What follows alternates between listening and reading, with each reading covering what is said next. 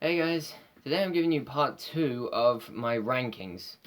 Now if you saw my rankings yesterday, then you'll know that I'm ranking all the comic books I have from starting from my least favorite to my favorites.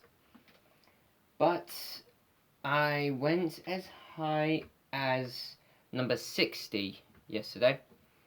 So today I'll start with number 59. Start it off, Astonishing Spider-Man and Wolverine. I'm a big fan of crossover events, so just like in the Arrowverse with Green Arrow and Flash, Supergirl crossing over, it's a good idea from the comic books for it to be adapted into TV as well. But this one was, it puts two of my favorite Marvel characters together, and they don't always see eye to eye. But while I do love both characters, it almost felt like they had just pushed everything in together. There was no significant plot to it, just putting two characters who don't see eye to eye and sticking them in a situation. Oh, but we did see many fan favorites. We did see Mojo from the X-Men. But we did also see a return of the Phoenix Force, which was actually fairly interesting, if I have to say. Another warning, guys, there are spoilers in this.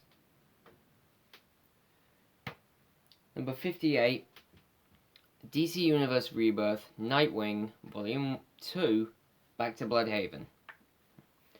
Now, I'm a big Nightwing fan. I'm actually going to be dressing up as him for Comic-Con next year.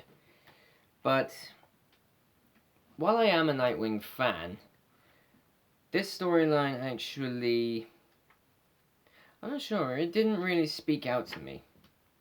While it does see this Nightwing going to the roots of a previous Nightwing who did live in Bloodhaven, it does also see him interact with a few ghosts from his past.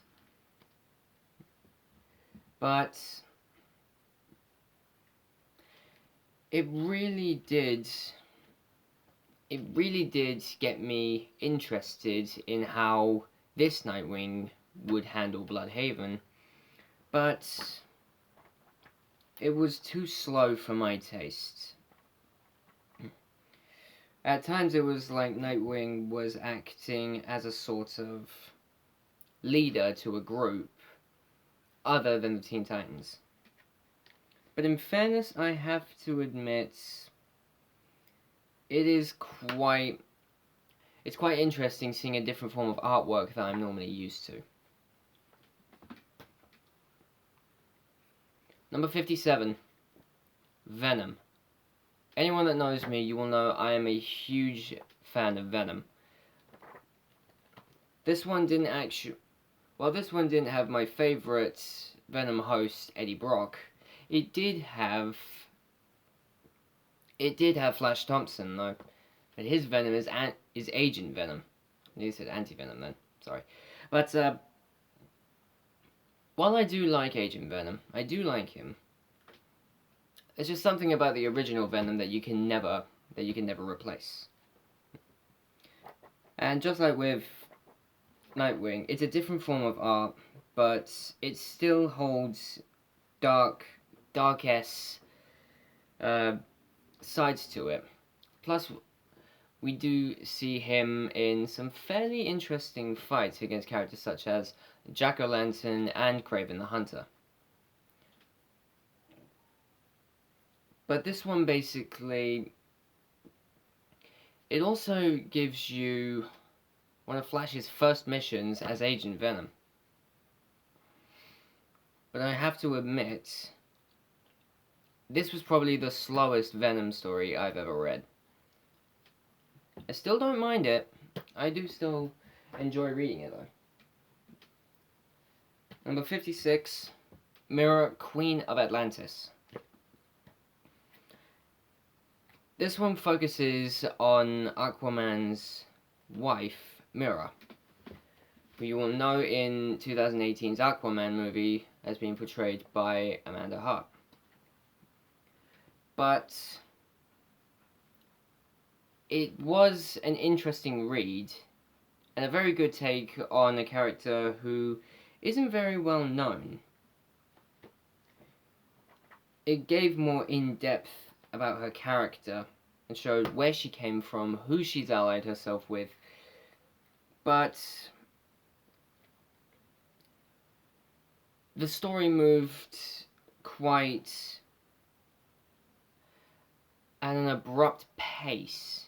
It was fairly sudden in moments, and in some of it, there was an ounce of confusion, to be fair. Number 55.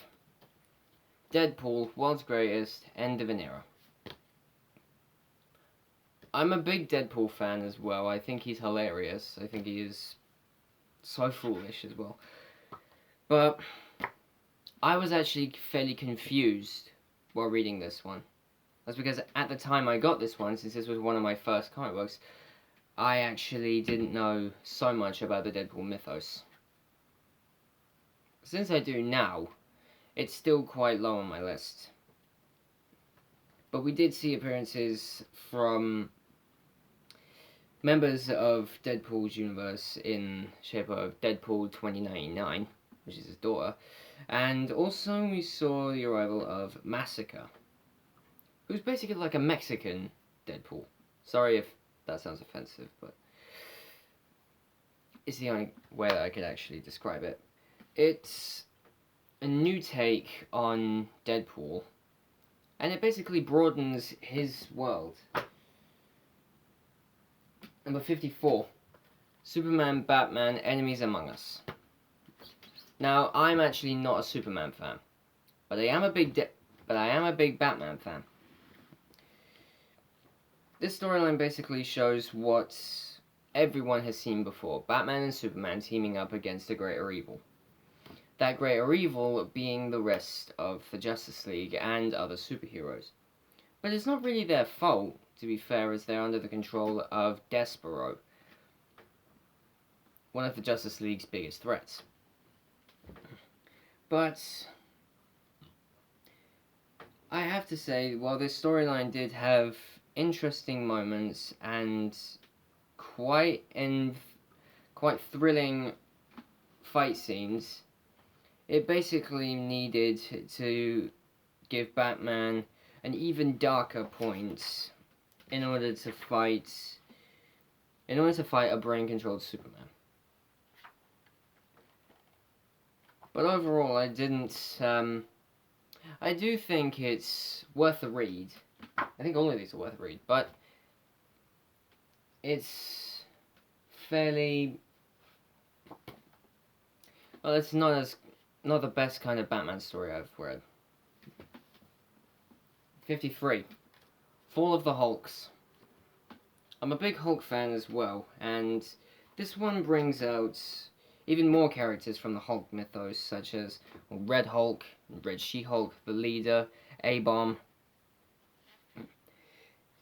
And it's very interesting to see.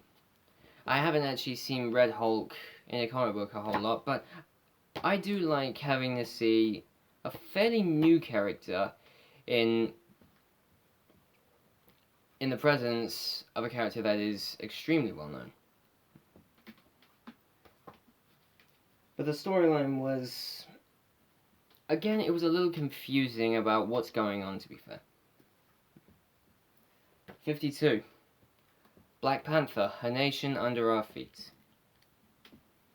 Now this one really stumped me.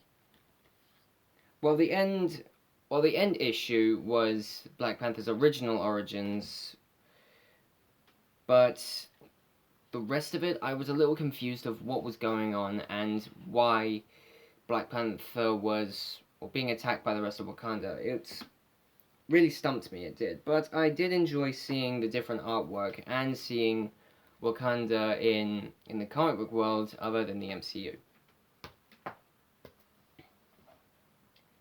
51. Deadpool the Complete Collection.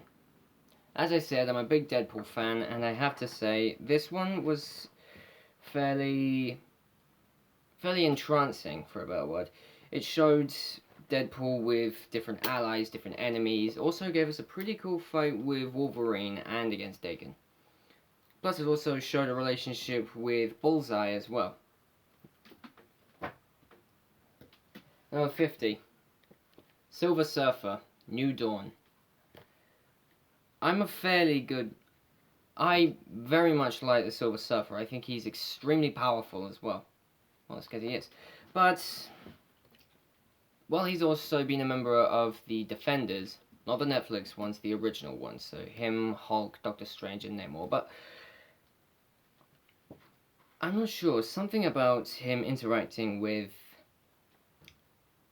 other people and showing his more human side, I'm not sure. That didn't really speak to me all that much. I'm more used to him being, well, a celestial, well, protector and herald to Galactus. But I have to say, I do enjoy seeing him in the comic books, other than in Fantastic Four: Rise of the Silver Surfer, because that, I can't even say that was crap, because it was more than crap.